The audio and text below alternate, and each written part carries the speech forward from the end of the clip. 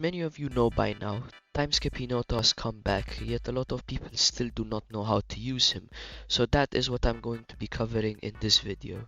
Timeskip Hinoto is a fast spiker with really good all-rounded stats. His speed makes it easy to receive, and his serves are strong in 2 and 3 player game modes. His secret ability is also attached to his spike and can be very confusing to use, so you really need to know what you're doing, and that's what I will be covering in this video. Before anything else, I think it's important to talk about what styles actually work with Timeskip Hinoto. The best lineup, so to speak, it really depends on the mode, but for the sake of this video, I will be covering 2v2s only, as it is by far the most played game mode. Although all the other techniques in this video that I will be covering will be usable in all game modes, and this is the only part of the video that depends on mode.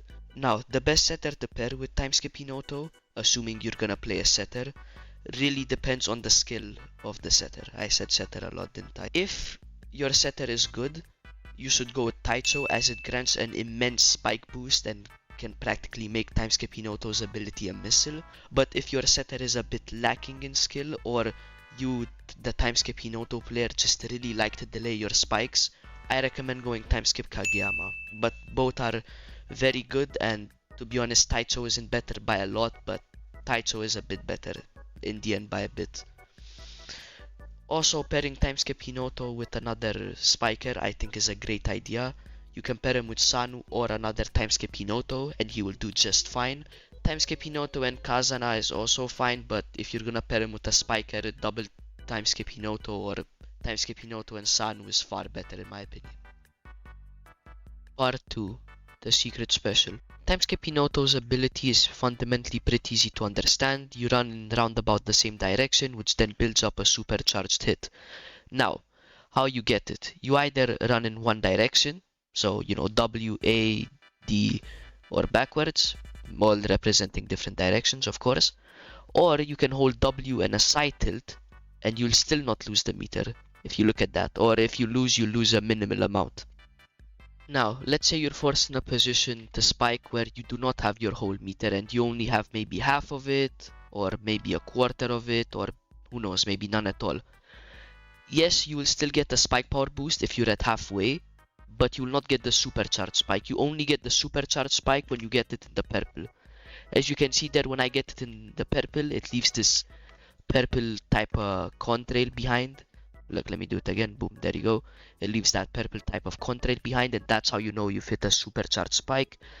Again, this is fundamentally basic knowledge about Timeskip Hinoto, yet I still think it's useful to say, as some people think that to get the spike power you have to get in the purple, when in reality if you get it even halfway you'll still get a spike power boost, just not as much obviously.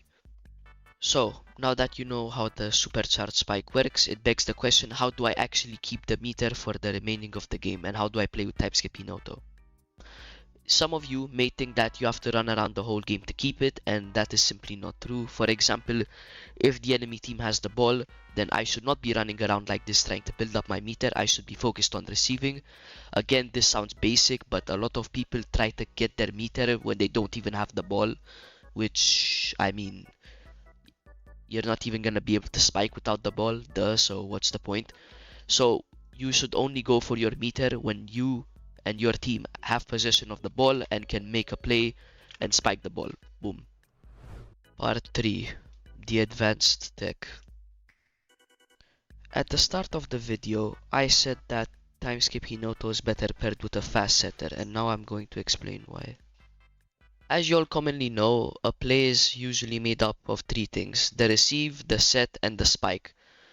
If you're the one up the spike, sometimes you won't be far away enough to get the full meter, and sometimes you do get your full meter, but you're gonna have to jump earlier. Now, what do I mean by this? Sometimes I'm gonna start from here, let's say, and I'm gonna run forward, then I'm gonna jump. But sometimes my teammate will be too far out of range to actually set to me. Now, this is what I mean. For example, I'll be starting from here, and my teammate will have to set to me, but I had my full charge meter as you saw over there, but I had to jump earlier or else I'd lose it. As you saw there, I hit the ground and instantly lost it. But because my teammate's set stat was too slow, my teammate's set couldn't actually reach me and I wasted my whole meter. This is part of the reason why characters like Sanu actually do well with characters with slower stats, with slower set stats. It's because of the high level thing called gliding. I'm sure that some of you might have heard of it if you play in higher elo lobbies. For example, if I'm next to someone with a lower set stat, I can glide because I'm the same speed as the ball. So, because since he's San when he sets are slow and I'm San when my speed is slow, combining that together allows me to hit a good glide.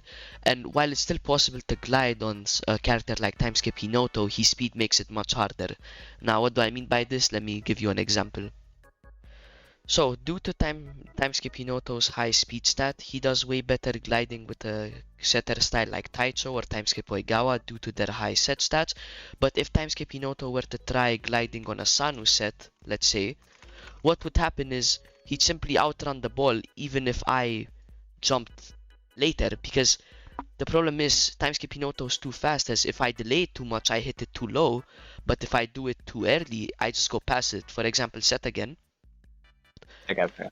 Because if I do it too early, look, as you saw there, I just outrun the ball and I fall in front of it.